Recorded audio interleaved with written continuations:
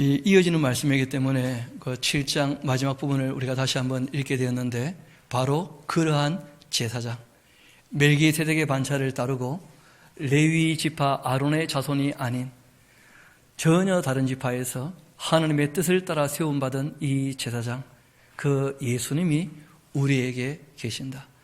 실제로 아론의 이 혈통을 따르는 제사장들은 단지 이스라엘 백성을 위한 제사장들이었었죠.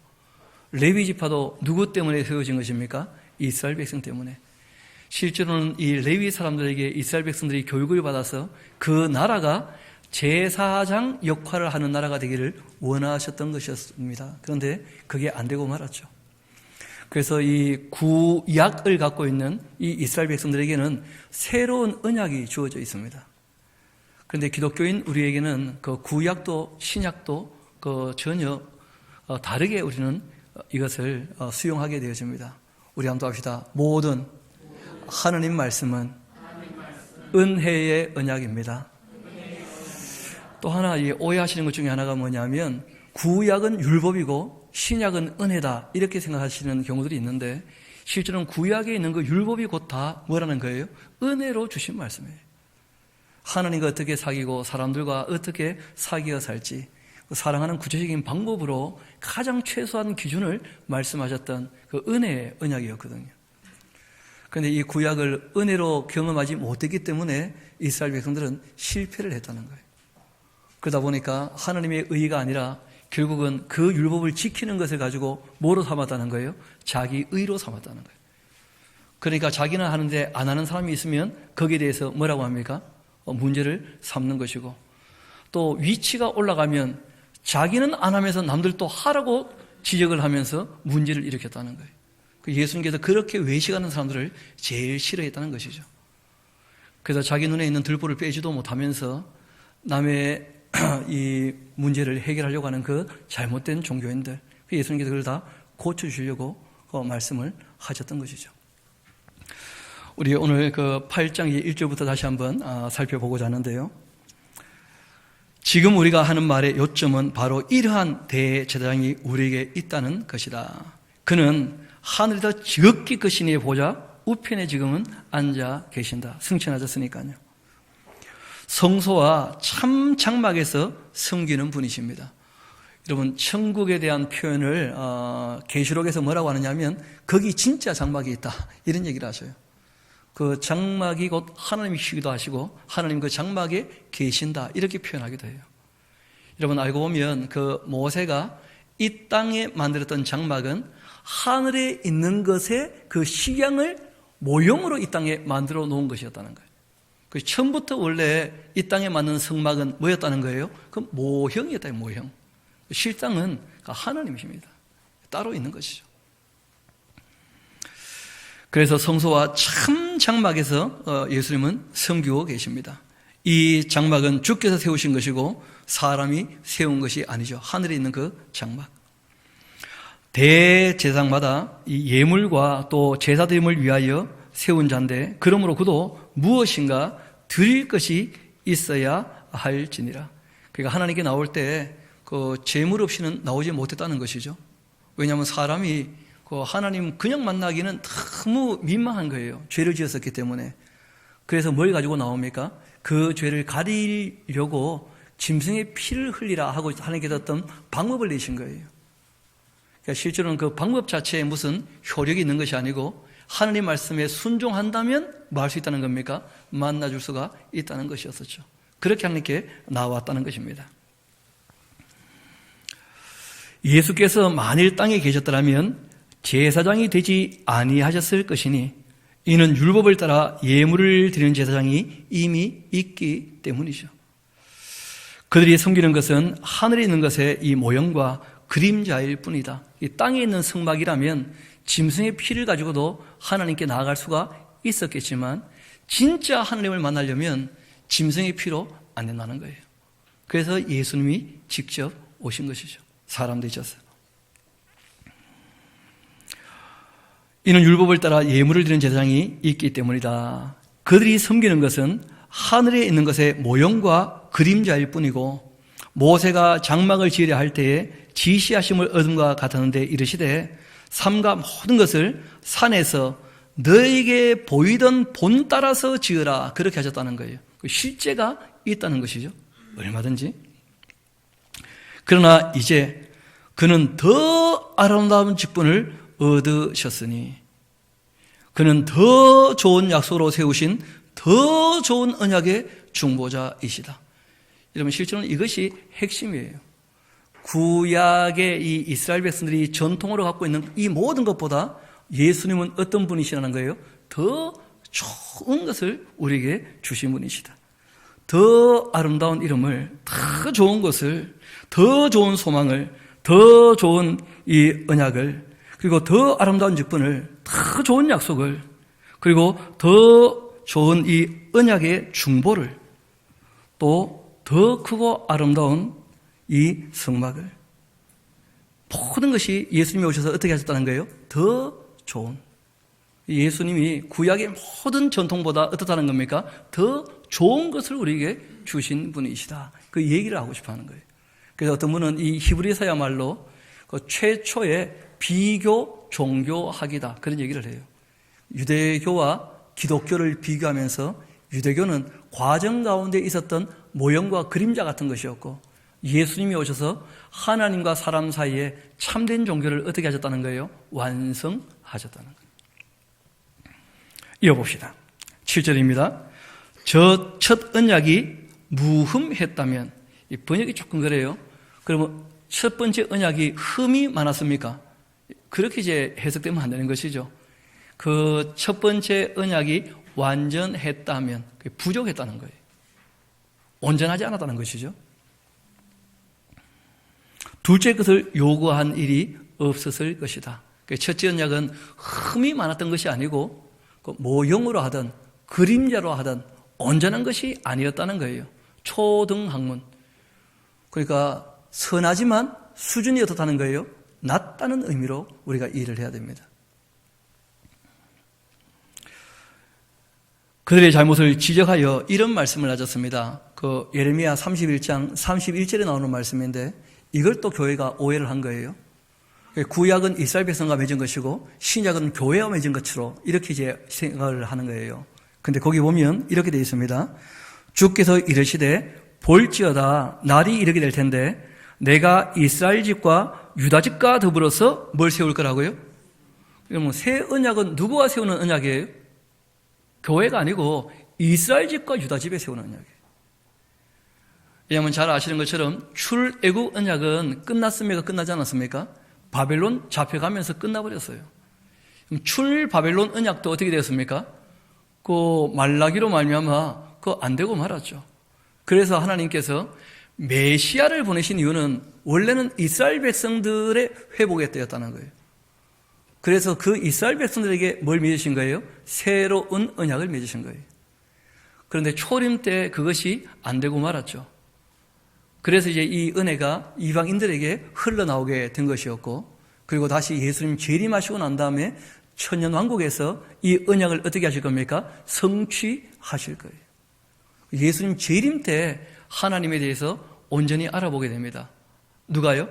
이스라엘 나라가. 그래서 이 새 언약은 교회와 맺은 언약에 대한 내용이 아니라는 거예요. 그래서 교회는 구약이나 신약이나 하나님이 하신 말씀이라면 다 뭐라는 거예요? 은혜의 언약이다. 그렇게 얘기하는 거예요. 다시 한번 봅시다. 늘 말씀드리듯이 아니 구약이 없는데 어떻게 신약이 있을 수 있겠습니까? 먼저 맺은 약속이 없었잖아요. 그럼 신약이란 말도 온당한 표현이 아니라는 거예요. 다시 8절 주께서 이르시되 볼지어다 날이 이르게 되면 내가 이스라엘 집과 유다 집에 더불어 새 언약을 맺게 될 텐데 또 주께서 이르시기를 이 언약은 내가 그들의 그 열조에 손잡고 애굽 땅에서 인도하여 내던 날 그들과 맺은 언약과 같지 않다. 그들은 내 언약의 안에 머물러 있지 않았기 때문에 내가 그들을 돌보지 아니하였느니라. 여러분 근데 줄 쳐놓으십시오. 하나님 말씀을 듣지 않는다면 하나님이 돌볼 수 있다는 거예요? 돌보지 않으신다는 거예요? 그래요. 하나님 어떤 분인지를 바르게 아는 게 참 중요합니다. 하나님과 맺은 약속을 가볍게 여긴다면 하나님도 똑같이 대하신다는 거예요. 우리가 성경 여러 군데서 그런 걸 봤죠. 나는 나를 존중히 여기는 자를 존중히 여긴다. 인격은 관계에 대한 문제고 서로 사랑하는 것입니다. 하나님을 무시하는 사람이 하나님께 인정받을 수가 있는가? 그는 불가능하다는 거예요. 있을 수 없는 문제고. 그리고 말씀하십니다. 또 주께서 이르시되 그날 후에 내가 이스라엘 집과 맺은 언약은 이것이다. 내 법을 그들의 생각에 두고 그들의 마음에 이것을 기록할 것이다. 그렇게 나는 그들에게 하나님이 되고 그들은 내게 백성이 될 것이다. 그날 후가 언제를 얘기하는 것입니까? 예수님 초림, 그 다음에 예수님 재림. 그날 후에 그날 후. 그 아들이 오신 이후에 회복의 때를 얻게 될 거라는 것이죠. 또 각각 자기 나라 사람과 각각 자기 형제를 가르쳐 이르기를 주를 알라 그렇게 하지 않을 것입니다. 왜냐하면 예수님이 오셔서 다 알려주셨고 내가 바로 그라 하고 다 알려주셨고 그 사도들이 와서 다 얘기를 했고 또 게다가 예수님 재림의 이 모습까지 다 보게 된다면 더 이상 누가 뭐라 할 필요 전혀 없죠. 다 알게 되는 것이죠. 그들의 작은 자로부터 큰 자까지 다 나를 알게 되기 때문이다. 내가 그들의 그 불의를 긍휼히 여기고 그들의 죄를 다시 기억하지 아니하겠다. 그렇게 하신 적이 있지 않느냐. 이렇게 새 언약이라고 말씀하셨음에 첫 것은 날 가지게 하신 것이니 날 가지고 새하는 것은 없어져 가는 것이다. 구약의 그 모든 모형으로 하던 것은 이제 더 이상 의미가 있다는 거예요? 없다는 거예요? 그 의미가 없는 거예요. 그래서 구약의 제사는 예수님이 오셔서 완성하셨고 왜냐하면 제사장이 되시고 제물이 되셔서 완성하셨고 그리고 그 율법의 가르침은 예수님이 오셔서 온전케 하셨고 그리고 법으로 규제하던 것들은 자원에서 사랑으로 하는 것으로 훨씬 더 원형으로 돌아간 것이고 그렇죠? 아브라함은 법이 없었지만 하나님의 율법을 따랐지 않습니까? 양심의 법을 따라서 그쪽으로 우리가 돌아가는 거예요. 자원에서 섬기는 것으로. 이게 신앙의 원형이죠. 첫 언약에도 이 섬기는 예법, 이 제사법이죠, 그렇죠? 또 세상에 속한 성소, 이 성막을 얘기하죠, 그렇죠? 이게 다 있었는데 예비했던 첫 장막이 있고 그 안에 등잔대, 상, 진설병 이런 것이 있고 이것을 송소라 그렇게 불렀었고 또 휘장을 보면 첫째 휘장 안에 성소고 둘째 휘장 뒤에는 지극히 거룩한 장소라 해서 그 장막을 지성소라 그렇게 불렀다는 거예요. 이 지성소에 뭐가 있습니까? 법궤가 있죠, 법궤가. 그리고 이 지성소에 있는 그 법궤에 별명이 있었다 그랬죠, 그렇죠? 크게 두 가지가 있습니다. 그 속죄소이기도 하고 시은좌, 죄를 속해 주시고 은혜를 베푸시는 곳. 그러니까 하나님께 나와야지만 죄 문제가 해결될 수 있고 하나님께서만 은혜를 베풀어 주시는 거예요. 여러분, 하나님의 은혜를 경험하지 못한다면 아무것도 아닌 것이죠. 금향로 사면을 금으로 싼 언약궤가 있고 그 안에 만나를 담은 그 망아리, 아론의 싼난 지팡이, 언약 돌판들 이런 게 다 있었는데 그 위에 속죄소를 덮는 그 영광의 그룹이 있었으니 이것들에 관하여는 그 줄쳐놓으세요. 이제 낱낱이 말할 필요가 있습니까? 없습니까? 없어요. 여러분, 레위기라는 책을 보게 되어지면 그의 3분의 1 이상이 이 성막에 대한 내용들입니다. 성막의 식양이 어떠한지를 쭉 설명하고 그 말씀하신 대로 성막을 어떻게 했다는 거예요? 만들었다는 것이죠. 그런데 그것이 지금 우리에게는요 아무 의미가 없다는 거예요.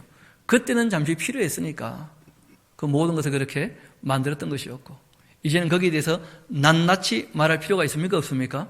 없죠. 여러분 그거 하나 적어놓으세요. 성막 세미나 가면 안 된다. 좀 적어놓으세요. 이상하게 또 그런 것들이 유행하더라고 보니까 성막 세미나 그런 것이. 이 성경은 거기에 대해서는 할 말 전혀 필요가 없다는 것이죠. 할 말이 없고 할 필요도 없고.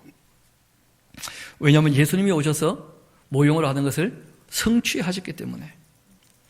이 모든 것을 이같이 예비했으니 제사장들이 항상 첫 장막에 들어가 섬기는 예식을 행하고 오직 둘째 장막은 대제사장만이 홀로 1년에 한 번 들어가서 자기와 백성의 허물을 위하여 드리는 피 없이는 안 했다는 거예요. 여러분 혹시 기억나십니까? 속죄일, 대속죄일. 기억나시죠? 그렇죠? 그러니까 레위기 16장을 보게 되어지면 그 1년 한번 모든 백성이 이제 속죄를 하게 될 때 대제사장이 거기에 대한 이 대표자로서 그 지성소에 들어가서 백성들을 속죄하는 때가 오게 되어집니다. 그때 그 두 마리의 그 염소를 갖고 오죠. 그렇죠? 한 마리는 어떻게 합니까? 죄를 전가하고 죽이고 제물로서, 또 한 마리는 어떻게 하냐면 아사셀의 염소라 그래서 무인지경으로 내보냅니다. 그럼 이 두 가지가 굉장히 중요한 것이 죄와의 결별과 함께 어떻게 하라는 거예요? 죄를 이제 멀리 하라는 거예요. 여러분, 한 번 회개로 끝나는 것이 아니다는 말씀을 드린 적이 있습니다. 무슨 말이냐면 우리가 돌이키는 것과 함께 배워야 고쳐가는 것들이 있다는 거예요. 예수님이 다 씻어주셨지만 너희들끼리는 서로 간에 또 어떻게 하라는 거예요? 발을 씻겨줘야 된다. 또 내가 너희를 용서한 것처럼 너희도 서로 어떻게 하라고 부탁하셔요? 용서해야 된다. 그런 말씀을 하신 거예요. 그러니까 사람이 여전히 연약하고 부족한 부분들이 있습니까? 없습니까? 있죠. 그러니까 그것을 서로 간에 씻어줄 수 있고 서로 간에 용서할 수 있어야 된다는 거예요. 그게 하나님께로부터 용서함을 받은 사람의 가장 기본적인 자세라고 말씀하신 거예요. 그리고 또 너희가 서로 용서하지 않으면 내가 용서했다 할지라도 어떻게 되는 수가 있습니까? 거두어 가는 수가 있어요. 그 1만 달란트 빚진 사람의 이야기가 바로 그런 이야기죠. 그렇죠? 하나님께서 충분히 다 탕감해 줬는데 서로 간에 그 작은 빚을 탕감하지 않는다면 다시 잡아놓는 수가 있다는 거예요. 그래서 우리가 말씀을 배워서 고쳐가는 것, 이것이 죄를 어떻게 하는 겁니까? 멀리 하는 거예요. 구약에서는 그 의식을 가지고 이 염소를 무인지경에 보냈지만 지금 우리는 두 가지를 꼭 해야 됩니다. 하나는 배워야 한다는 거예요. 어떻게 해야 되는지를. 하나님께서 무엇을 바라고 계시는 건지를. 그리고 두 번째는 우리가 일을 해야 됩니다. 선을 행하고 일을 하지 않으면 뭘 짓게 되어집니까? 죄를. 두 가지를 꼭 해야 됩니다. 그 교육, 이론적인 교육과 함께 이 내용에 대한 실천, 이게 없이는 이 땅에서 결코 죄를 이길 수 없다는 거예요. 우리 다시 본문으로 돌아오도록 합시다. 8절입니다. 성령이 이것으로서 보여주신 것은 첫 장막이 서 있을 동안에 성소에 들어가는 길은 실제로는 아직 나타난 것이 아니었다는 거예요. 이 장막은 현재까지의 이 비유이니 이에 따라 드리는 예물과 제사는 섬기는 자를 그 양심상 온전케 할 수 있습니까? 없습니까? 없어요. 우리가 솔직히 한번 물어봅시다. 소나 양의 피를 흘렸다고 해서 내 죄가 사해질 수가 있겠습니까? 가격이 너무 다르잖아요. 그거는 뭐 양심적으로 생각해봐도 그건 이치에 맞지도 않는 것이고 가격도 안 맞는 거예요. 어떻게 사람의 죄를 짐승의 피로 갚을 수가 있습니까? 그건 안 되는 것이죠. 그런데 하나님께서 일단 임시적으로 모형으로 너희가 자기 죄를 인정하는 자세를 가지고 내가 죽어야 되는데 이 짐승이 죽는구나 하는 마음을 가지고 내가 말한 대로 찾아온다고 한다면 내가 만나주겠다 하고 말씀하신 것이지, 누구나 그 제사를 드리면서 드디어 내 죄는 다 사해졌다, 아무도 그렇게 양심적으로 얘기할 수 없을 거라는 거예요. 그건 마땅한 일이죠. 이런 것은 먹고 마시는 것, 또 여러 가지 씻는 것과 함께 된 육체의 뭡니까? 예법이에요. 그러니까 여러분, 원래부터 이 율법은 영적인 것입니까? 우리의 생활에 대한 것이었습니까? 그리고 생명과 평안을 위하여 말씀하셨던 법이었다는 거예요. 우리 다시 한번 말라기 5장 2절 가서 그 내용을 한번 짚고 넘어옵시다. 말라기 5장 2절입니다. 2장 5절입니다. 우리 같이 한번 4절 5절 같이 한번 읽으면 좋겠습니다. 말라기 2장 4절 5절 시작. 만군의 여호와가 이르노라, 내가 이 명령을 너희에게 내린 것은 레위와 세운 나의 언약이 항상 있게 하려 함인 줄 너희가 알리라. 레위와 세운 나의 언약은 생명과 평강의 언약이라. 내가 이것을 그에게 준 것은 그로 경외하게 하려 함이라. 그가 나를 경외하고 내 이름을 두려워하였다. 왜냐하면 진리의 법이 그 위에 있었기 때문에 그렇게 했었다는 것이죠. 여러분, 실제로 신약에 와서 뭐라고 말씀하셨는지도 한번 우리 짚고 넘어갈 필요가 있습니다. 우리 성령 오신 이유죠. 로마서 8장 같이 한번 가봅시다.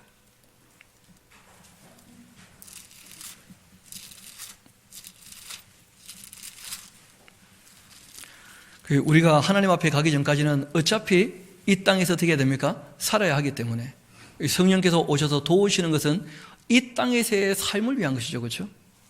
끝까지 주님 나라로 이끄시려고. 우리 8장 같이 가봅시다. 우리 4절부터 한번 봅시다. 같이 한번 제가 읽어드리겠습니다.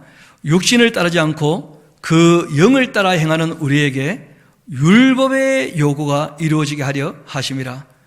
육신을 따른 자는 육신의 일을, 영을 따른 자는 영의 일을 생각하나니 육신의 생각은 사망이고 영의 생각은 뭐라고요? 생명과 평안이니라.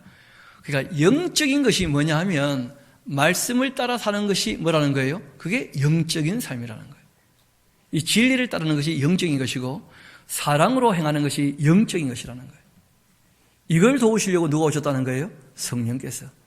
이 땅에서 뭘 얻게 하시려고요? 생명과 평강을 얻게 하시려고.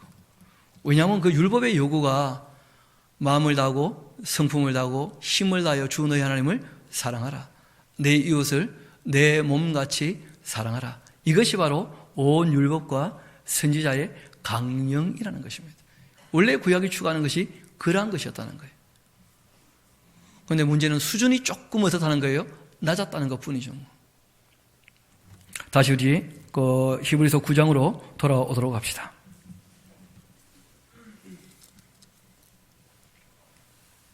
다시 10절 봅시다.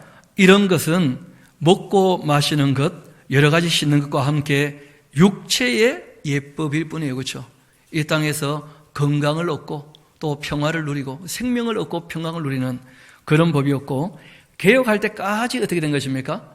맡겨두십니다. 개혁이란 말씀에 들었던 거 기억나실 겁니다. 원래 폼으로 돌아가는 거예요.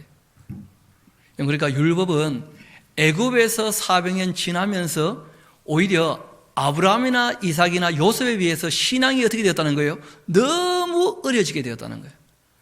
그래서 그들에게 이제 법이라고 하는 최소한의 기준을 말씀하신 것이고, 그리고 예수님 오셔서 원래 신앙을 어떻게 하기를 원하시는 거예요? 회복시키기를 원하시는 거예요. 내가 너희를 사랑한 것처럼 너희도 서로 사랑하라. 이게 원래 신앙의 본질이다 하고 말씀하신 것입니다. 개혁할 때까지만 맡겨두신 거예요. 마귀에게 가지 말라고 특별히 그런 말씀을 주신 것이죠.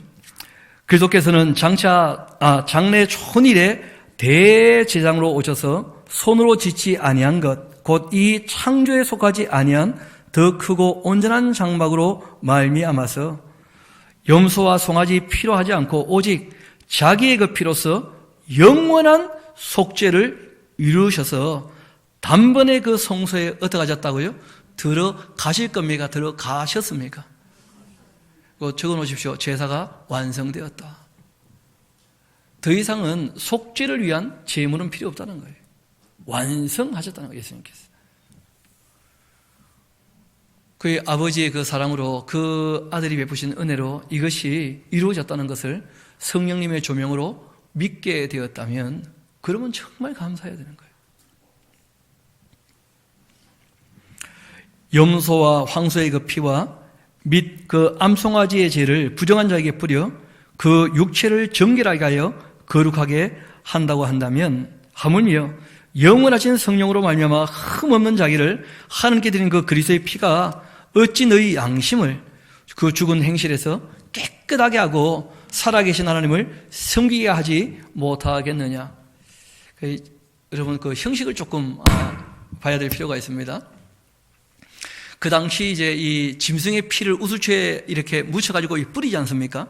그러면 기구들이 어떻게 됩니까? 거룩하게 되죠. 그렇죠? 피를 뿌렸으니까.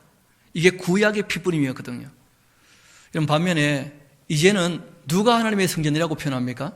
너희가 하나님의 성전이다. 그리고 하늘에 뭐가 있다는 거예요? 정말 그 하나님의 장막이 있다는 거 아닙니까? 그러면 여기에 있는 것들을 거룩하게 하려면 어떤 피가 뿌려져야 되겠냐는 거예요. 그래서 예수님께서 피를 뿌려서 너희를 어떻게 하셨고요? 거룩하게 하셨고, 하늘에 있는 진짜를 어떻게 해요? 다 거룩하게 하셨다는 거예요. 예수님이 그 피로 죄를 속하시고 거룩하게 하셨다. 여러분 그 생명은 그 피에 있는 것인데 그 피를 뿌림으로 자기 생명을 바쳐서 예수님께서 아버지의 뜻을 어떻게 하신 겁니까? 이루셨다는 거예요. 그렇게. 그런 은혜를 경험하고도 다시 유대인들의 그런 의식으로 돌아간다는 것이 말이 되겠는가? 지금 그런 것을 얘기하고 있죠. 15절 봅시다. 이로 말미암아 그는 새 언약의 뭐가 되신다고요? 중보자가 되신다.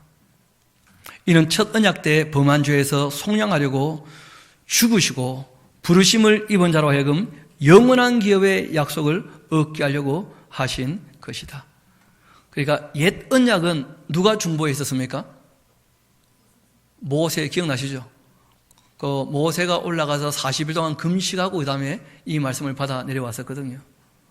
그런데 이 새 언약의 중보는 누가 하시는 거예요? 예수님께서.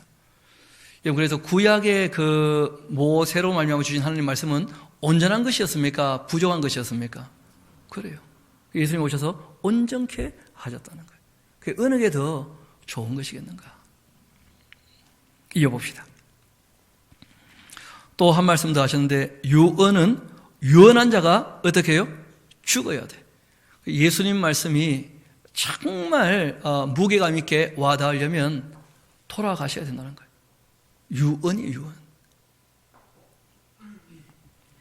유언은 그 사람이 죽은 후에야 유효한 즉 유언한 자가 살아있는 동안에는 효력이 없느니라.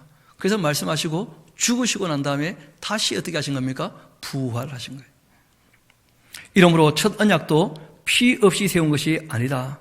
모세가 율법대로 모든 계명을 온 백성에게 말한 후 송아지와 염소의 피 및 이 물과 붉은 양털과 우슬초를 취하여 그 두루마리와 온 백성이 뿌리면서 이르되 이것이 바로 하나님이 너에게 명하신 언약의 그 피라 그렇게 했었다. 이게 피로 맺은 뭐라는 거예요? 언약이다 이런 것이죠. 또한 이와 같이 피를 장막과 그 섬기는 일에 쓰는 모든 그릇에 뿌렸는데 율법을 따라 거의 모든 물건이 피로써 어떻게 됩니까? 정결하게 되나니 이 피흘미 없은즉 뭐가 없다고요? 사함이 없다. 피를 흘리고 피를 뿌려 모든 것을 깨끗하게 모든 죄에서 이 사하해 주신 것이죠. 깨끗하게 했다는 것인데, 그러므로 하늘에 있는 것들의 그 모형은 이 짐승들의 그 피로서 그렇게 정결하게 할 필요가 있었겠지만, 그러나 하늘에 있는 그것들은 이런 것들보다 더 좋은 제물로 해야 돼요. 맞습니까? 누구셨다는 거예요? 예수님의 피로 깨끗하게. 그리스도께서 참 것의 그림자인 손으로 만든 성소에 들어가지 않으시고 바로 그 하늘에 들어가서 이제 우리를 위해 하나님 앞에 나타나시고, 대제사장이 해마다 다른 것의 그 피로서 성소에 들어가는 것 같이 자주 자기를 드리려고 아니하실지니, 그렇다면 그가 세상을 창조한 때부터 자주 고난을 받았어야 할 것이로되 이제 자기를 단번에 제물로 드려 죄를 없이 하려고 세상 끝에 어떻게 하셨다고요? 나타나신 것이다 하고 말씀하신 것입니다. 우리 28절 같이 한번 읽어봅시다. 28절입니다. 시작. 이와 같이 그리스도도 많은 사람의 죄를 담당하시려고 단번에 들이신 바 되셨고 구원에 이르게 하기 위해 죄와 상관없이 자기를 바라는 자들에게 두 번째 나타나실 것이다. 아멘.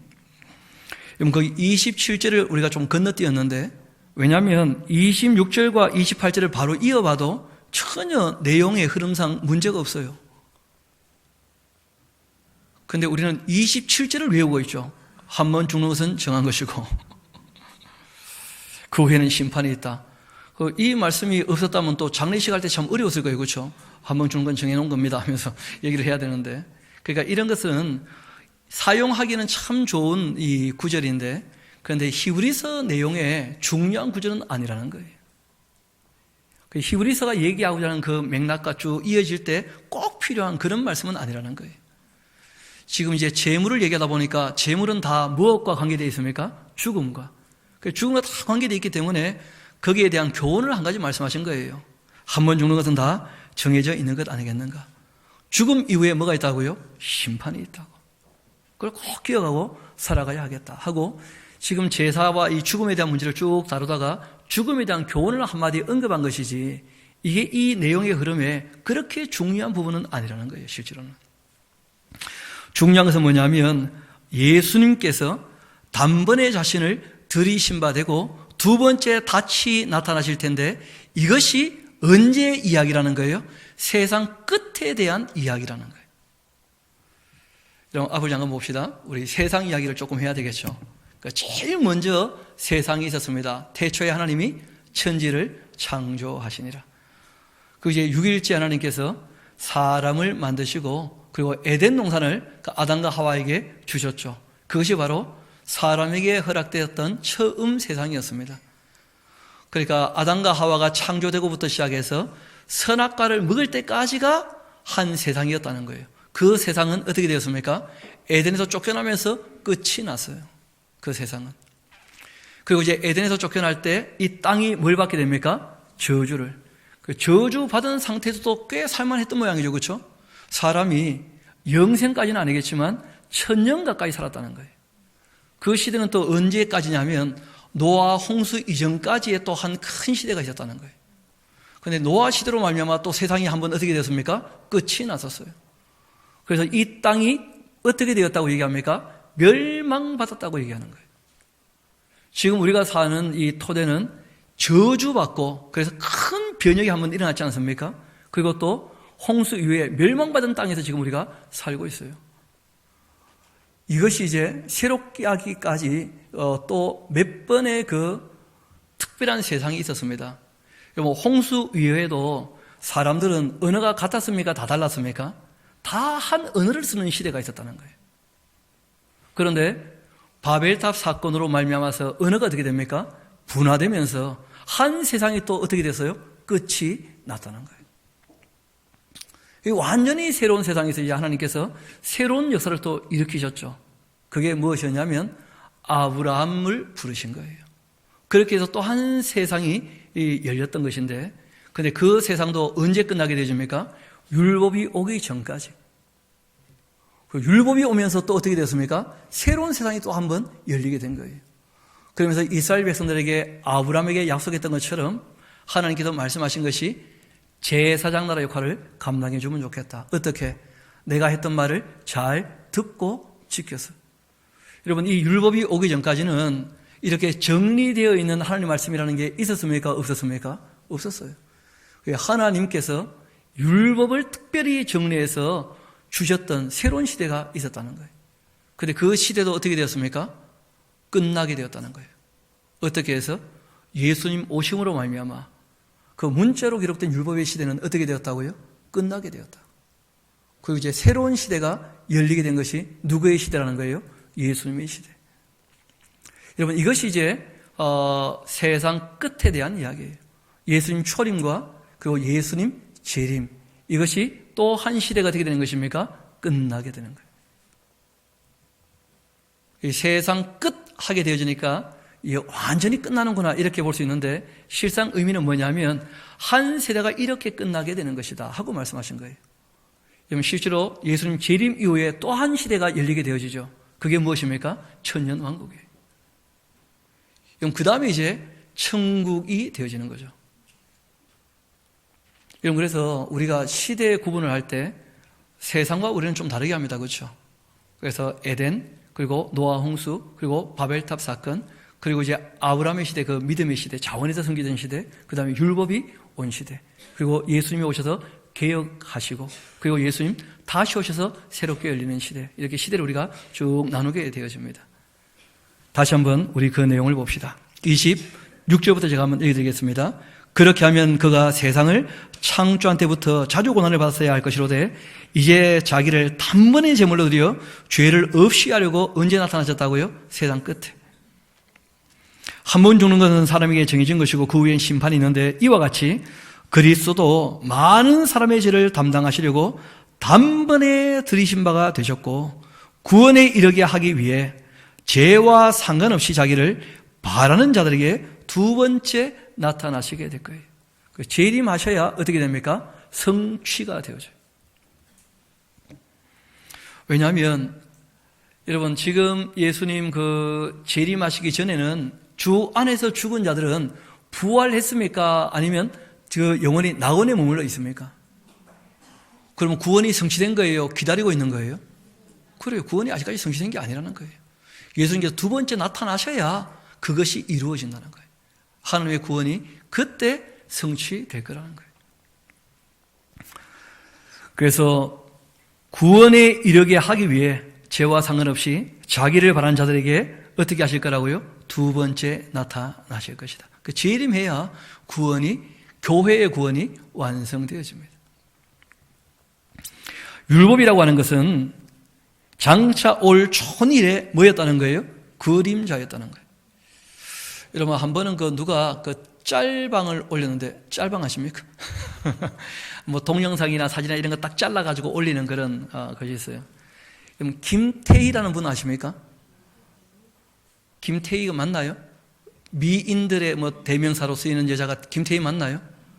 저는 예쁜지 모르겠습니다. 우리 집사님이 훨씬 예쁜데. 여하튼 그 김태희라는 여자에 대해서 누가 그렇게 적어놨더라고. 그 사진을 찍었는데 그림자만 찍었어요. 미인은 그림자도 예쁘다 그렇게 해놨더라고.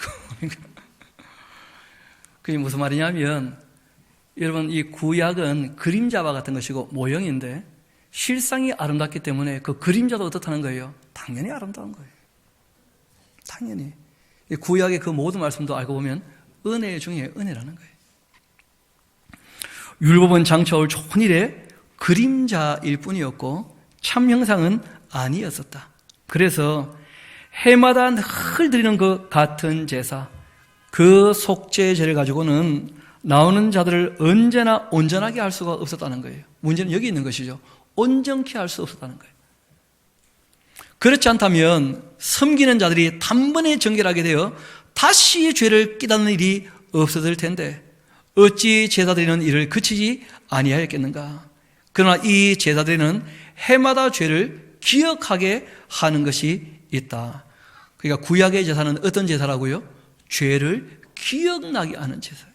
내가 죽어야 되는데 대신 죽어주는구나. 이걸 기억나게 했다는 거예요. 이는 황소와 염소의 피가 능히 죄를 없이 할 수 없기 때문에 그 효력이 없는 것이죠. 실제로는 하나님께서 가려주는 것뿐이지, 기다려주시는 것뿐이지, 오래 참으시는 것뿐이지 그 피로는 죄를 씻을 수가 없다는 거예요. 가치가 너무 달라서. 그래서 우리가 구약이나 신약이나 모든 하나님의 사람들의 그 죄는 우리 예수님으로 말미암아 죄 사함 받게 되는 줄로 믿습니다. 아담의 죄도 예수님의 보혈이 아니면 씻겨지지 않는 거예요. 아브라함의 죄도 마찬가지고 다 예수님의 그 피로 말미암아 죄 사함을 얻게 되는 것입니다. 그래서 그분들은 구원이 완성되었습니까? 아직 낙원에 계십니까? 다 낙원에 계셔요. 예수님이 다시 오셔야 그 구원이 완성되는 거예요. 이어봅시다. 그래서 주께서 세상에 임하실 때 이런 말씀을 하십니다. 하나님이 제사와 예물을 원하시지 않으신다. 오직 나를 위해 한 몸을 예비하셨다. 번제와 속죄는 기뻐하지도 않으신다. 이에 내가 말하기를 하나님 보시옵소서. 두루마리 책에 나를 가르쳐 기록된 것과 같이 하나님의 뜻을 행하러 왔나이다. 그러니까 구약에도 이미 하나님께서 짐승 말고 하나님의 아들을 제물로 어떻게 하셨다는 거예요? 준비하셨다는 거예요. 그리고 그 뜻을 따라 아버지께서 보내신 대로 아들이 이 땅에 오셨고 이 아들이 그 십자가를 앞에 두고 있을 때 기도했던 내용이 바로 이 내용이었죠. 아버지 내 뜻대로 마옵시고 아버지 뜻대로 되기를 원합니다. 예수님의 기도의 내용은 늘 그랬습니다. 주님께서 가르치는 기도를 우리가 들어봐도 하나님의 뜻이 하늘에서 이루어진 것 같이 이 땅에서도 이루어지기를. 그러니까 하늘에서 아버지의 뜻을 따라서 예수님께서 이 땅에 사람 되어 오셨지 않습니까? 사람 된 것으로는 끝나지 않는다는 거예요. 이 땅에서 또 어떻게 돼야 됩니까? 죽어야 돼. 그 뜻도 이루어지기를 원한다는 거예요. 예수님께서. 그게 예수님의 기도의 제목이었죠. 주제였고. 두루마리 책에 나를 가르쳐 기록된 것과 같이 하나님의 뜻을 행하러 왔나이다. 그렇게 하셨지 않느냐? 위에 말씀하시기를 주께서는 제사와 예물과 번제와 속죄제는 원하지 않으시고 기뻐하지도 아니하신다. 그렇게 했다. 이는 다 율법을 따라 드리는 것이다. 쉽게 말하면 사람들의 죄 때문에 애꿎게 짐승들이 죽어나가는 것 하나님께서 좋아하셨다는 거예요? 안 좋아하셨다는 거예요? 안 좋아하셨다는 거예요. 죄는 인간이 지었는데 애꿎이 짐승들이 죽어나가니까. 왜냐하면 하나님께서 이런 표현하신 적이 있거든요. 그 왜 니느웨에 대해서 그 하나님이 요나를 보냈을 때 이 큰 성 니느웨는 뭐라고 얘기하십니까? 좌우를 분면치 못하는 자가 10만여 명이고 뭐도 많이 있다고요? 육축도 많이 있나니 내가 어찌 아끼지 않겠느냐. 그러니까 붉은 피를 갖고 있는 이 동물들 하나님 아끼신답니까? 아끼지 않으신답니까? 그래요. 동물들도 하나님 다 아끼신다는 거예요. 얼마든지. 그래서 사람들 때문에 어떻게 보면 동물들 입장에서는 너무 억울하죠. 그렇죠? 다 고통을 경험하는 것인데 그때 사람들이 너무 귀하기 때문에 동물들이 고통 가운데 비명 지르며 죽어나가는 것을 보면서 사람 보고 좀 깨달으라는 거예요. 너가 너무 귀하니까 이런 일이 지금 있는 것인데 너가 지금 저렇게 죽었어야 되는데 그 동물이 지금 대신 죽는 거 아니냐 말이에요. 정신 좀 차려라. 그렇게 하셨다는 거예요. 이게 원래 속죄 제사의 의미였다는 거예요. 이어봅시다. 9절 그 후에 말씀하시기를 내가 하나님의 뜻을 행하러 왔나이다 그렇게 했는데 그 첫째 것을 피하신 것은 둘째 것을 세우려 하심이라. 우리 10절은 같이 한번 읽어봅시다. 시작. 이 뜻을 따라서 예수 그리스도의 몸을 단번에 들이심으로 말미암아 우리가 거룩함을 얻게 되었다. 단번에 들이셨다는 거예요. 더 이상 없다는 것이죠. 마지막 이야기예요. 제장마다 매일 서서 섬기며 자주 같은 그 제사를 드리되 이 제사는 언제나 죄를 없게 하지 못한 것이었다. 오직 그리스도는 정말 죄를 위해서 한 번이지만 영원히 효력이 있는 그 제사를 드리시고 난 다음 하나님 지금 우편에 앉아 계신다. 그 후에 자기 원수들을 자기 발등상 되게 하실 때까지 기다리고 계신다. 그 지금 뭐 하고 계시는 거예요? 기다리고 계시는 거예요. 하나님의 그 몸된 교회가 다 완성될 때까지 택한 백성이 다 주님께 돌아올 때까지 뭐 하고 계시는 거예요? 오래 참고 기다리고 계셔요. 그가 거룩하게 된 자들을 한 번의 제사로 영원히 온전하게 하셨다. 또한 성령이 우리에게 증언하시되 주께서 이르시되 그날 후로는 그들과 맺을 이 언약이 이것이라 하시고 내 법을 그들의 마음에 두고 그들의 생각에 기록하리라 그렇게 하신 후 또 그들의 그 죄와 그들의 불법을 내가 다시 기억하지 아니하리라 그렇게 하셨으니까 이것들을 사하셨은즉 그 다음 줄 쳐놓으십시오. 다시 죄를 위하여 제사 드릴 것이 있다는 거예요? 없다는 거예요? 없다는 거예요. 그러니까 더 이상은 피 흘리는 제사는 이제 없다는 것입니다. 이게 굉장히 중요한 거예요. 왜냐하면 우리가 다시 피 흘리는 제사를 하게 된다면 예수님의 십자가를 어떻게 하는 것입니까? 모욕하는 거예요. 하나님 하신 일을 안 받아들인다는 뜻이 되고 마는 것이죠. 다른 희생을 요구하게 된다면. 그래서 제가 로만 카톨릭 볼 때마다 참 안타까운 것이 로만 카톨릭은 예배가 아니고 뭐라 그럽니까? 미사, 그 제사라는 거예요. 제사. 그렇기 때문에 그 제사에 뭐가 필요합니까? 피가. 그래서 이 사람들은 그 포도주가 피로 어떻게 된다 그래요? 변한다고 주장하는 거예요. 그래서 그걸 화채설이라 그러죠. 그 피로 변해야지만 제사가 되기 때문에 그게 피가 된다고 주장하는 거예요. 그런데 문제는 진짜 그 성분이 헤모글로빈으로 바뀝니까? 그런 거 아니잖아요. 백혈구, 적혈구 이렇게 되는 것이 아니니까 그 의미가 변한다. 그 실체가 바뀐다. 이런 식으로 바꿔서 얘기를 해요.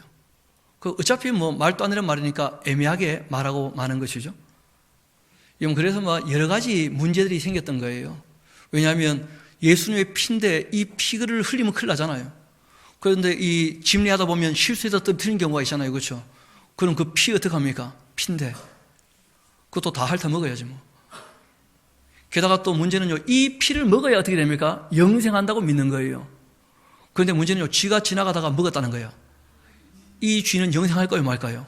참 골치 아프게 되는 거죠. 말도 안 되는 일들이 벌어지는 거예요. 이상한 이론들을 만들기 때문에 그래요. 예수님은 제사를 어떻게 하셨다고요? 완성하셨어요. 그러므로 이제 이게 결론에 이르는 말씀입니다. 하나님께서 우리에게 예수 그리스도로 말미암아 모든 선지자보다, 천사보다, 모세보다, 여호수아보다, 대제사장보다, 또 성막보다, 모든 제물보다 더 좋은 예수 그리스도를 보내셨다고 우리에게 알려주셨고 그 일을 다 이루셨다고 했지 않느냐. 그러므로 지금 그 얘기예요. 지금 우리가 쭉 봤던 모든 내용의 결론이 여기 있습니다. 그러므로 형제들아, 우리가 예수의 피를 힘입어 성소에 들어갈 담력을 얻게 되었는데 예수님으로 말미암아 아버지 하나님을 만날 수 있게 되었다는 거예요. 그 길은 우리를 위하여 휘장 가운데로 열어놓으신 새로운 길이고 휘장은 곧 그의 육체이다. 자기 육체를 찢으심으로 그 지동소와 성소 사이의 휘장을 찢으시고 우리가 하나님 앞에 나아갈 수 있게 해서 거기에서 은혜 받게 하셨다는 거예요. 예수님께서. 그래서 여러분 기억나실지 모르겠는데 그 예수님께서 십자가에 달리시고 돌아가실 때 성소 휘장이 뭐라고 되어 있습니까? 위에서부터 아래로 찢어졌다 그렇게 되어 있어요.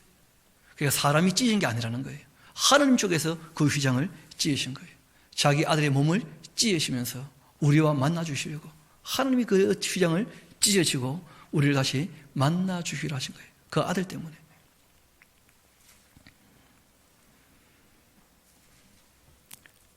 또 하나님의 집이 다스리는 큰 제사장이 계심에 우리가 마음의 뿌림을 받아 악한 양심으로부터 벗어나고 몸은 맑은 물로 씻음을 받았지 않느냐. 그렇다고 한다면 참 마음과 온전한 믿음을 가지고 하나님께 나아가야 할 것이다. 왜 이렇게 부탁을 하고 계시느냐 하면 예수님께서 그렇게 하심으로 우리에게 뭘 주셨다는 거예요? 자유를 주셨으니까. 이제는 더 이상 죄의 종으로 살아서는 안 된다는 거예요. 이제 우리가 그 은혜를 정말 받았다면 우리가 하나님께로 나가야 되지 않겠냐 말이에요. 무엇을 가지고 나가느냐? 참된 마음을 가지고 온전한 믿음을 가지고 또 약속하신 이런 미쁘시니 우리가 믿는 도리의 그 소망을 움직이지 말고 굳게 잡아야 할 것이다. 그렇게 서로 돌아봐 사랑과 선행을 어떻게 하자고요? 격려하자. 앞을 봅시다. 책망하지 말고 격려하도록 합시다. 교회에서 어떤 회의를 하든지 간에 서로 격려가 되는 말을 해야 돼요. 서로 힘이 되는 말. 누가 무슨 말을 하든지 간에. 그래서 우리가 하나님 앞에 섰을 때는 우리 주님께서 우리에게 하셨던 일들을 기억하면서 서로 말하는 거예요. 격려해 주라는 거예요. 그래야지 일을 할 때 뭐가 납니까? 힘이 나는 거예요. 힘이. 그래서 특별히 부탁하십니다. 서로 돌아봐 사랑과 선행을 격려하며 또 모이기를 피하는 어떤 사람들의 가능성과 같이 하지 말고 오직 권하여 그날이 가까움을 볼수록 좀 어떻게 하자는 거예요? 모여야 될 것이다. 그런 부탁을 하셔요. 그 다음 26절부터 아주 중요한 말씀을 우리에게 알려주고 있는데 29절까지는 좀 박스를 쳐놓으십시오. 이건 정말 중요한 내용입니다. 결론 중에 결론이에요. 히브리서가 진짜 얘기하고자 하는 그 핵심은 바로 이 내용이었습니다. 우리 한번 같이 읽어볼까요? 26절부터 29절까지 시작. 우리가 진리를 아는 지식을 받은 후 짐짓죄를 범한 즉 다시 속지 않은 제사가 없고 오직 무서운 마음으로 심판을 기다리는 것과 대적하는 자를 태울 맹렬한 불만 있으리라. 모세의 법을 폐한 자도 두세 증인으로 말미암아 불쌍히 여김을 받지 못하고 죽었거든 하물며 하나님의 아들을 짓밟고 자기를 거룩하게 한 언약의 피를 부정한 것으로 여기고 은혜의 성령을 욕되게 하는 자가 당연히 받을 형벌을 얼마나 더 무섭겠느냐 너희는 생각하라. 이런 걸 교회가 잘 안 읽는다는 거예요. 여러분 구약에 하나님의 진노의 무시무시함을 다 받지 않습니까? 그런데 그것은 소와 양의 피로 맺은 언약을 어겼을 때에도 그렇게 하셨다는 거예요. 그런데 그 아들 예수의 피로 다시 언약을 맺었는데 그 언약을 가볍게 여긴다면 어떻게 될지 생각이나 좀 하고 살아가면 좋겠다. 왜 이런 얘기를 하시느냐 하면 유대교로 다시 돌아가니까 너무 안타까운 거예요. 유대교가 틀렸다고 해서 나왔지 않습니까? 나왔는데도 불구하고 안타깝게 교육이 안 되어지니까 뭐만 남은 거예요? 문화만 남은 거예요. 근데 교회에 와보니까 뭐 하는 거 아무것도 없는 것처럼 보이잖아요. 그 예수님 오시고 기다리기만 있으면서 다 먹어치워버리고 남들 주는 거 얻어나 먹고나 있고, 실제로 예루살렘 교회가 선교사를 파송했다는 그런 기록이 거의 없거든요. 몇 번 교사를 보낸 적은 있지만 실제로 열심히 특심한 사람들은 배우지 않고 열심을 낸 거라. 그 사람들이 누굽니까? 바로 할례당들이었어요. 예루살렘에서 나온 이단들이었다는 거예요. 진리를 아는 지식이 없이 열심만 내니까 더 큰 문제가 생겼다는 거예요. 게다가 그 교회는 대부분 다 남아있다가 어디에 흡수됩니까? 흩어지지 않으면 다시 유대교로 돌아가고 마는 거예요. 여러분, 몰랐다면 뭐 할 수 있습니까? 가르칠 수가 있을 터인데, 근데 고집을 부리고 또 다 이론적으로 내용을 알고 난 다음에도 예수님은 아닌 거야 하고 다시 유대교로 돌아갔다면 더 이상 돌이킬 방법이 있다는 거예요? 없다는 거예요? 없다는 거예요. 하나님의 그 사랑과 그 아들 예수님의 베푸신 은혜를 가볍게 여기는 그 사람들은 더 이상 하나님께 나올 방법이 없다는 거예요. 우리가 깊이 생각해야 될 문제일 것입니다. 다시 29절 봅시다.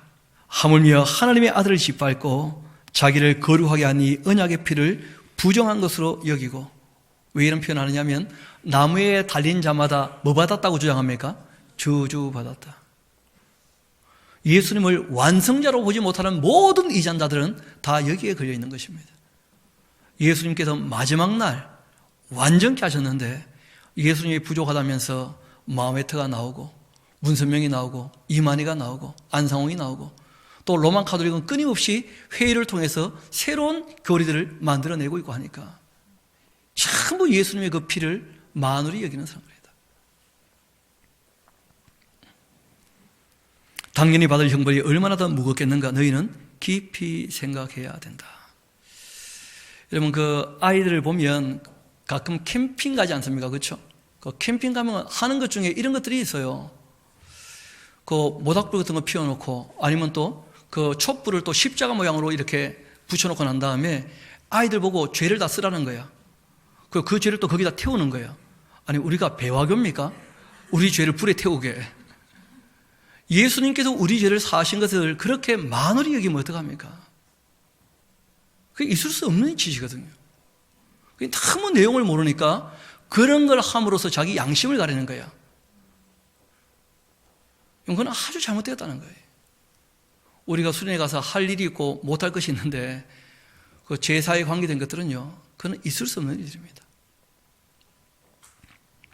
이어봅시다. 이제 결론을 다 들었으니까 마지막 이 정리를 하게 됩니다. 이 11장부터는 전혀 다른 내용을 다루고 있어요.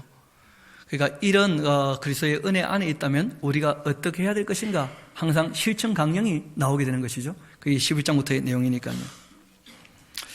원수 갚는 것은 30절 내게 있으니 내가 갚으리라 하시고 또 다시 주께서 그 백성을 심판하리라 말씀하신 것을 우리가 다 알고 있지 않는가.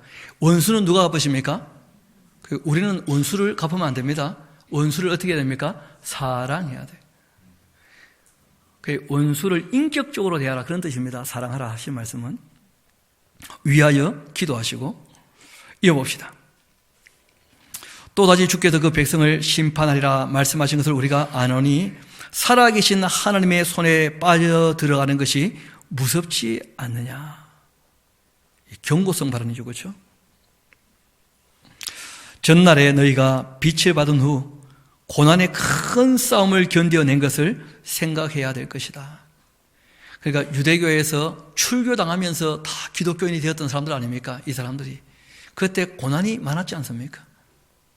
그때를 다시 한번 생각해 봐라. 혹은 비방과 환난으로서 사람에게 구경거리가 되기도 했고 혹은 이런 형편에 있는 자들과 사귀는 자가 되었었는데 너희가 갇힌 자를 동정하고 너희의 소유를 빼앗기는 것도 오히려 기쁘게 당한 것은 더 낫고 영구한 소유가 있는 줄 알았기 때문 아니냐 말이에요. 이 세상에 손해보고 유대인들에게 오히려 다 수탈당하고 빼앗기고 했음에도 불구하고 하나님 베푸신 그 은혜의 감격에서 기쁨을 누렸던 그때가 있지 않았냐 말이에요. 그런데 문제는 그 감정은 오래 가는 것이 아니었고 한 3, 4일 지나니까 배고파지니까 이게 뭐야? 그런 거죠.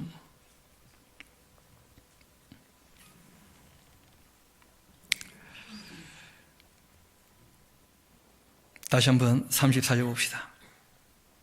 너희가 갇힌 자를 동정하고 너희 소유를 빼앗기는 것도 기쁘게 당한 것은 더 낫고 영구한 소유가 있는 줄 알미라. 그러므로 너희가 담대함을 버리지 말아야 한다. 이것이 큰 상을 얻게 하는 것이다. 너희에게 인내가 필요하다. 너희가 하나님의 뜻을 행한 후 약속하신 것을 받기 위해서는 뭐가 필요하다고요? 인내가 필요합니다. 인내가. 잠시 잠깐 오면 오실 리가 오실 텐데 지체하지 아니하실 거야. 하나님의 시간과 우리 시간이 다른 것뿐이지 하나님 하시는 게 항상 옳아요. 그래서 기다릴 줄 알아야 돼. 참을 줄 알고. 나의 의인은 믿음으로 말미암아 살리라. 또한 뒤로 물러간다면 내 마음이 그를 기뻐하지 아니하리라. 그렇게 하셨지 않느냐. 우리가 구약의 이 하박국에 나오는 말씀을 그대로 인용한 것인데 똑같은 내용이에요. 이런 바벨론으로 말미암아서 예루살렘이 지금 무너지게 되었는데 그때 하박국이 악한 자들 때문에 의인들이 죽어갑니다. 그런 얘기를 하나님께 항변처럼 했을 때 하나님의 응답이 뭐였냐면 의로운 사람이라면 믿음을 가지고 살아내는 법이야. 의인은 어떻게 해요? 믿음으로 산다. 지금도 마찬가지 시대라는 거예요. 이 당시 이제 교회는 핍박을 받아서 예루살렘에서 무너지게 되었고 그 네로부터 시작해서 10번에 걸친 250년 동안 계속 박해가 이제 일어나게 될 텐데 아무리 악이 이 세상에 관영하는 것처럼 보인다 할지라도 정말 하나님의 택한 백성, 그 의로운 사람들, 그 은혜를 경험한 사람이라면 하나님 말씀을 믿고 순종함으로 살아낼 것이다. 그것으로 그 신앙을 확인하게 될 거라는 거예요. 의인은 그 믿음으로 말미암아 살리라. 또 한 가지 부탁을 하셨습니다.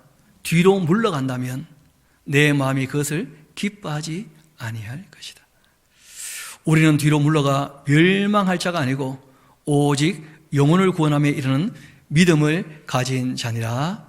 아멘. 이 히브리서 기자의 이 선포처럼 저도 여러분도 뒤로 물러가지 아니하고 끝까지 참된 믿음 가지고 우리 주님께서 이루시는 것을 바라보는 날까지 우리가 한 걸음 한 걸음 앞으로 나갈 수 있게 되기를 소망합니다. 우리 함께 기도하도록 하시겠습니다.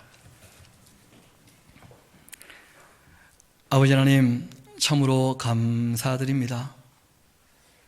하나님께서 우리에게 그 아들을 보내실 때 마지막 날 모든 것을 완전케 하시기 위하여 그 아들을 보내신 것을 저희들에게 알기도 하시고 믿어지기도 하시고 그 말씀을 따라 살 수 있도록 우리의 마음을 일깨워 주신 것 감사드립니다. 아버지 하나님, 남들보다 먼저 안 것은 그만한 책임이 우리에게 있는 줄 믿습니다. 주님께서 때를 얻든지 얻지 못하든지 이 말씀을 가서 전하라 또 부탁을 하셨고 또 말씀하시기를 너희가 전하지 않게 된다면 그 멸망받을 사람의 핏값을 너희들에게도 오히려 물어보겠다, 그렇게 말씀하셨던 주님의 음성을 저희들 기억합니다. 하나님께서 우리에게 베푸신 그 은혜를 늘 기억하며 우리도 이 땅에서 하나님의 사람답게 살아갈 때 주님 맡기신 일들을 감당하며 살아갈 수 있게 주님께서 우리의 앞길을 늘 이끌어 주옵소서. 정말 주님 택한 백성들을 만나기도 하시고 전도할 문도 열어주시고 또 우리가 귀에 얻는 대로 주님께서 원하시는 바를 쫓아 긍휼히 여기며 구제하며 섬기는 일에 조금 더 열심을 내며 조금 더 진보가 있을 수 있도록 주님께서 우리의 삶도 늘 열어주시기를 소망합니다. 모든 것을 주님께 의탁합니다. 감사드리며 우리의 구주가 되시는 예수님 이름으로 기도합니다. 아멘. 우리 함께 찬송가